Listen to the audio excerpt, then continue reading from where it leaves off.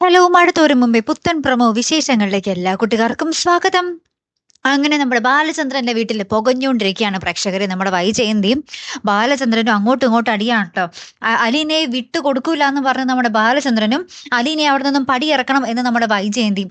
അങ്ങനെ രണ്ടുപേരും അങ്ങോട്ടും ഇങ്ങോട്ടും ഭയങ്കര അടി എന്ന് പറഞ്ഞാൽ ഭയങ്കര അടിയാട്ടോ. ലാസ്റ്റ് രാത്രി ഭയങ്കരമായിട്ടുള്ള എല്ലാവരും ഞെട്ടിക്കുന്ന സംഭവങ്ങളൊക്കെ നടക്കുന്നുണ്ട്. കാരണം നമ്മുടെ വൈജയന്തി ദേഷ്യം കയറി നമ്മുടെ അലീനയ്ക്ക് നേരെ ആക്രമിക്കാൻ വരുന്നുണ്ടോന്ന് അറിയില്ല. അലീന എന്തായാലും രാത്രി പെട്ടെന്ന് എണീറ്റിട്ട് ഒരു കുപ്പിയൊക്കെ പൊട്ടിച്ച് ആ കുപ്പി ഇങ്ങനെ ആരുടെയോ നേർക്ക് ചൂണ്ടി ഇനി അടുത്ത് വരരുത് എന്നൊക്കെ പറയുന്നുണ്ട്. ആരായിരിക്കും നമ്മുടെ അലീനയെ ആക്രമിക്കാൻ വന്നിട്ടുണ്ടാവുക?